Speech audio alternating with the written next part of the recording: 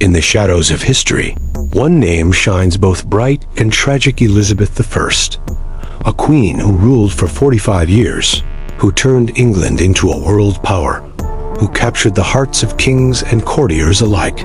And yet, she died alone. No husband, no wedding ring. Only the title, the Virgin Queen. Why? Why did the most desired woman of her age refuse marriage until her final breath? Tonight, we uncover a story of power, betrayal, love, and fear. The dark mystery of Elizabeth I. Hello everyone. Welcome back to the channel. If you love untold stories from history, don't forget to subscribe and turn on the bell. Now, let's begin. Elizabeth was born in 1533, the daughter of King Henry VIII and Anne Boleyn, a queen who would soon meet a tragic fate. At first, Elizabeth was granted the title of princess, a child of promise. But within just 3 years, her world collapsed. Her mother, Anne Boleyn, was beheaded by order of her own husband. Elizabeth was stripped of her royal title, cast aside, and branded a bastard. The little girl who had once been celebrated as heir was now an outcast in her own father's kingdom. She was sent from one guardian to another, growing up in uncertainty, learning early that love and favor at court could vanish overnight. Yet Elizabeth was no ordinary child. She was intelligent, strong-willed, and hungry for knowledge. She mastered languages, philosophy, and politics. She could speak Latin, French, Italian, and even some Spanish. The hardships that should have broken her only sharpened her mind. When Henry VIII died, his sickly son Edward took the throne. But the boy king died young, and chaos followed. For a brief moment, a girl named Jane Grey was declared queen, only to be deposed within days. Power then shifted to Mary, Elizabeth's Catholic half-sister. At first, the sisters walked hand in hand through London, cheered by the people.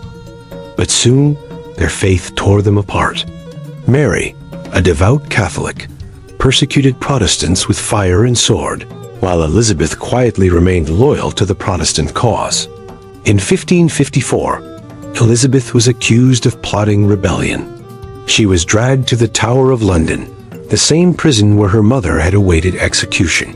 For weeks, she lived under the shadow of death, her fate hanging by a thread. Only the outcry of the people spared her life. Released, but under house arrest, Elizabeth endured and waited. Fate was on her side. When Mary died in 1558, Elizabeth was just 25 years old. At that moment, she was called not princess, but Your Majesty. Against all odds, the girl once branded illegitimate had become Queen of England. It was the beginning of a reign that would change the world. As queen, Elizabeth dazzled the world. With her golden red hair, porcelain skin, and piercing eyes, she was described as radiant, almost divine. Courtiers whispered that when she entered a room, all eyes were drawn to her as if by gravity. She knew how to dress, how to command attention, how to wield charm as a weapon. Kings and princes from across Europe sought her hand. Philip II of Spain, Eric of Sweden, even noblemen of France, all desired the Queen of England. Marriage to Elizabeth would mean power, alliance, and the heart of one of Europe's rising kingdoms. But though Elizabeth flirted, though she smiled, though she entertained their gifts and promises, she never said yes. Inside her own court, one man captured her heart more than any foreign king, Robert Dudley. Handsome, daring, and dangerously ambitious, Dudley was the Queen's closest companion. He could enter her chambers freely, and their closeness became the scandal of Europe. When his wife mysteriously died, many whispered, "Now the Queen will marry him." But it never happened. Elizabeth made him Earl of Leicester, but nothing more. Later, Elizabeth fell passionately for Francois, the Duke of Anjou, 23 years her junior. They kissed openly before courtiers, shocking everyone. Yet even then, Elizabeth pulled back at the edge of marriage, leaving the young Duke heartbroken. Her romances were real, her passions undeniable. But always, always, the crown came first. And for those who disappointed her, even love could not save them. Robert Devereux, the young Earl of Essex 30 years younger than Elizabeth, once captured her affection. But when he defied her authority, she signed his death warrant. Love turned to blood. Elizabeth was desired by kings, adored by her people, and yet utterly alone. From the first day Elizabeth took the throne, her counselors begged her to marry. A husband would secure the dynasty, produce heirs, and strengthen alliances. Parliament pressed her, ambassadors questioned her, and even her closest friends warned her. But year after year, Elizabeth refused. Why? Some say it was fear born from childhood scars. She had seen her father, Henry VIII, destroy 6 wives, discarding them like pawns on a chessboard. One of them was her own mother, executed without mercy. Elizabeth had learned early that marriage to a king could be fatal. Others say it was about power. A husband, especially a foreign prince, could claim authority over her throne.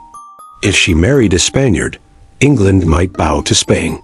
If she married a Frenchman, England could fall under France's shadow. Elizabeth refused to let any man share her crown. She would be queen alone, not a king's consort. There were whispers, darker still, that Elizabeth was not a true woman. Some claimed she was deformed, barren, or even secretly a man. These were rumors spread by enemies, fueled by the shock that a powerful queen would not bend to tradition. But perhaps the truth was simpler. Elizabeth loved, yes. She longed, yes. Yet she always chose England over her heart. She became not a wife, but a bride to her kingdom. To her people, she said, I have already married. To England, and so the mystery deepened. Did she refuse marriage out of trauma? Out of strategy? Out of pride? Or was it all of these at once? Elizabeth carried her secret to the grave. When Elizabeth died in 1603, she was 69 years old. She had no husband, no children, no heir of her own blood. And yet, her death did not mark the fall of England. Instead, it marked the end of an era, the Elizabethan age, a golden chapter in history. Under her reign, England rose from instability to power. Explorers sailed across oceans, planting the seeds of empire. Writers like Shakespeare and Marlowe transformed language into art. The Navy defeated the mighty Spanish Armada, declaring England's place among the great powers of Europe. Elizabeth herself became a symbol of living myth. By remaining unmarried, she turned her loneliness into legend. To her people, she was not just a queen, but something greater. The Virgin Queen, wed only to her kingdom. She crafted an image of purity, majesty, and almost divine authority. And so, the mystery of her heart became part of her strength. Because she had no husband, she belonged to no man. Because she had no children, she left no dynasty, but she left a nation reborn. Her enemies called her unnatural. Her subjects called her a goddess. History remembers her as one of the greatest monarchs who ever lived. Elizabeth Tudor, the queen who loved but never married. The woman who chose a crown over a ring and an empire over her own heart. And so ends the tale of Elizabeth I, the queen who chose solitude over marriage, duty over desire, and empire over love. Her life remains one of history's greatest mysteries, a story where power and loneliness walk hand in hand. What do you think? Did Elizabeth refuse marriage because of fear, strategy, or pride? Or was it something we will never truly know? Let me know your thoughts in the comments below. Thank you so much for watching. If you enjoyed this story, don't forget to like, share, and subscribe to the channel for more hidden chapters of history.